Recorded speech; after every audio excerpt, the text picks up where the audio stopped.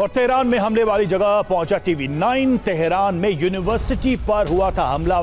28 मार्च को यूनिवर्सिटी पर हमला हुआ था। अमेरिका ने किया था यूनिवर्सिटी पर हमला। अमेरिकी हमले में यूनिवर्सिटी की बिल्डिंग तबाह हुई थी।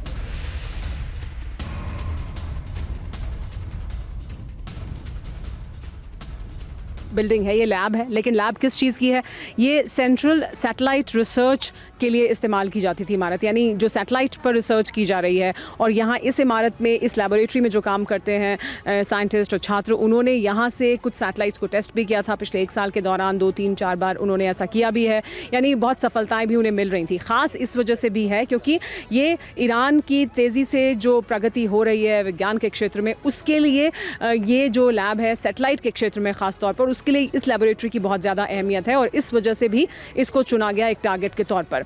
लेकिन ये देखिए, ये जो इमारत है, ये यूनिवर्सिटी की इमारत है। ये इमारत आसपास फिज़िक्स की जो बिल्डिंग्स हैं, फिज़िक्स कॉलेज है ये दरअसल, और उसके बीच में ये लैब मौजूद है। यानी इस पूरी बिल्डिंग में, इस पूरे यूनिवर्सिटी कैंपस में इस एक इमारत को चुना गया और इसको टारगेट किया गया। अब देखिए, इस पर बैरिकेडिंग कर दी गई है, इस तरह से चारों तरफ बैरिकेडिंग की गई है और यहाँ से आसपास, क्योंकि जो इमारतें हैं उनको भी नुकसान पहुँचा है, तो उनको दुरुस्त करने का जो काम है वो चल रहा है। शीशे बदले जा रहे हैं, इन तमाम जो इमारतें उसमें मरम्मत का काम चल रहा है। लेकिन यहाँ पर देखिए, यहाँ पर भी एक बहुत अहम बात जो हमें हर जगह दिखाई देती है, ईरान का झंडा दिखाई देता है, लेकिन उसके साथ साथ हर जगह आपको हिज़्बुल्लाह का झंडा भी दिखाई देता है। यानी ईरान न सिर्फ अपनी निगोसिएशंस के दौरान अमेरिका के साथ बात कर रहा है या दुनिया में जो वो बात कर रहा है उसमें वो ये संदेश दे रहा है, उसके अलावा भी हर जगह सांकेतिक तौर पर भी, यानी रणनीति के तौर पर तो वो कर ही रहे हैं कि हिज़्बुल्लाह का समर्थन है, रहेगा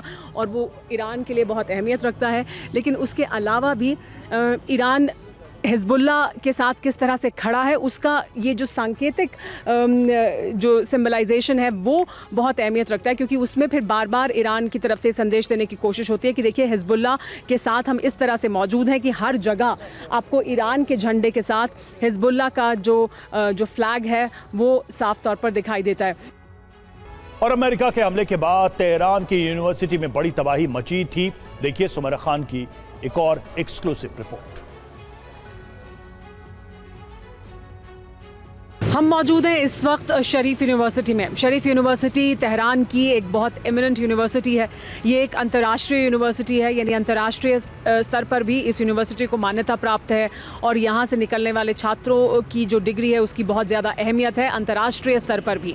ये जो यूनिवर्सिटी है और जहाँ हम इस वक्त मौजूद हैं, जिस जगह को टारगेट किया गया था, वो दरअसल एक ये जो AI सेंटर है, यानी यहाँ पर AI पर रिसर्च होती थी।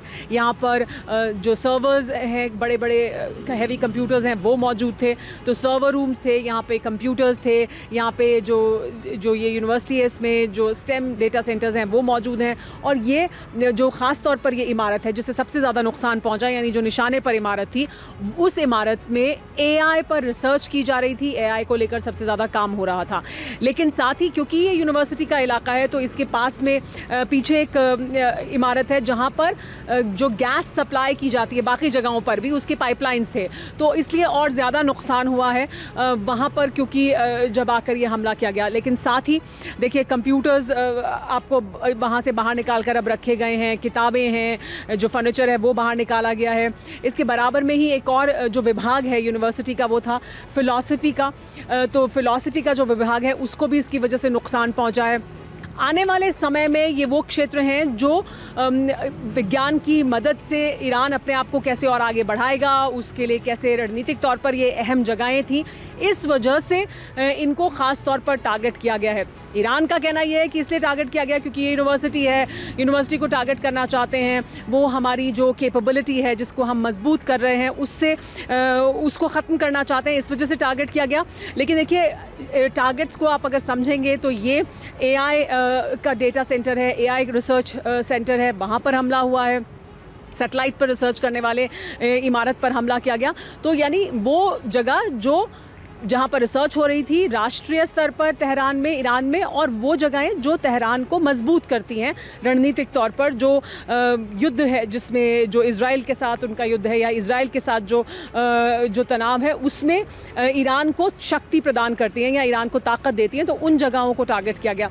देखिए ये आपको पीछे तक जो तस्वीरें हम दिखा रहे हैं, ये पूरी इमारत पूरी तरह से तबाह हो गई है। इसके पीछे की जो बिल्डिंग है उसको भी आप देखेंगे, वो भी उसी तरह से तबाह हुई भी दिखाई देती है। यहाँ हर तरफ शीशा कांच मौजूद है। हम बहुत संभल कर आगे बढ़कर यहाँ से थोड़ा आगे जाकर आपको दिखाने की कोशिश करते हैं कि देखिए किस तरह से ये जो पूरा पीछे तक इमारत है उसे नुकसान पहुँचा, और उसके पीछे की जो इमारत है वहाँ तक नुकसान इस तरह से हुआ है कि उसके जो शीशे हैं वो टूट चुके हैं। जिन इमारतों को नुकसान नहीं हुआ है उनको भी इंटरनल डैमेज बहुत ज़्यादा हुआ है, यानी वहाँ पर भी जो इमारत का जो स्ट्रक्चर है उसमें शीशों को या फर्नीचर को नुकसान पहुंचा, लेकिन ये जो आसपास की इमारतें थी उन्हें पूरी तरह से नुकसान पहुंचा और वो ध्वस्त हो गए, क्योंकि इसके पीछे ही वो गैस पाइपलाइन वाली जो इमारत है वो भी मौजूद थी, और उसकी में भी बड़ा धमाका हुआ जब यहाँ पर ये धमाका हुआ था।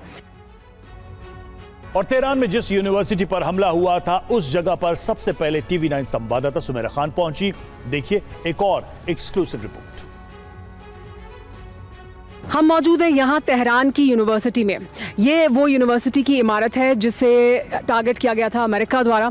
यहाँ पर हमला किया गया था। ये 28 मार्च को सुबह 2 बजे के करीब हमला किया गया, लेकिन ये एक लेबोरेटरी है, ये फिजिक्स की एक लेबोरेटरी है, क्योंकि आसपास जो बिल्डिंग्स आप देख रहे हैं, हम आपको वो इमारतें भी दिखाएंगे और उनको किस तरह का नुकसान हुआ है इस हमले में, वो भी आप देखिए। शीशे टूट गए हैं इमारतों के और उनको नुकसान हुआ, लेकिन ये एक लेबोरेटरी है। ये लेबोरेटरी ख़ास है बहुत।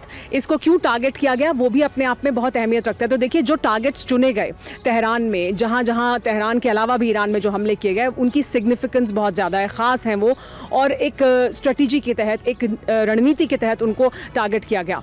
इसको आइए हम समझाएंगे आपको। हमारे साथ एक छात्र हैं, वो भी जुड़ेंगे, उनसे हम बात करेंगे और फिर आपको दरअसल समझ आएगा कि इस इमारत को क्यों इस तरह से टारगेट किया गया इन तमाम इमारतों के बीच। हमारे साथ जो व्यक्ति मौजूद हैं, छात्र हैं यहाँ पर। What is your name? Sina Hosseini. Sir, you study here? Yes, I'm studying here. What do you study? Mechanical engineering. And were you here when this happened, when this strike happened? میگن که وقتی این اتفاق و این حمله انجام شد شما بودین؟ نه متاسفانه ما تا 29 اسفند اینجا بودیم. 29 اسفند دیگه رفتیم پیش خانواده. بعد دیگه قرار بود تا 13 به در دیگه بمونیم اونجا و دیگه بعد بیام. اینجا نبودیم It متاسفانه. was 8 days before the 8 days before the attack that on the university happened. They were in the university. So during the attack there was no one in the university. This is a lab. We are told that this is a laboratory because there are physics college and buildings of physics college around this laboratory. What was this laboratory used for? این در واقع برای چه کاری استفاده می‌شد این آزمایشگاهی که مورد حمله قرار اینجا مرکز ملی ماهواره است. توش کارهای تحقیقاتی ماهواره انجام میدادن، ماهواره میساختن. فکر کنم تا الان چند تا ماهواره، 3 الی 4 تا ماهواره ساختن، حتی بیشتر شاید.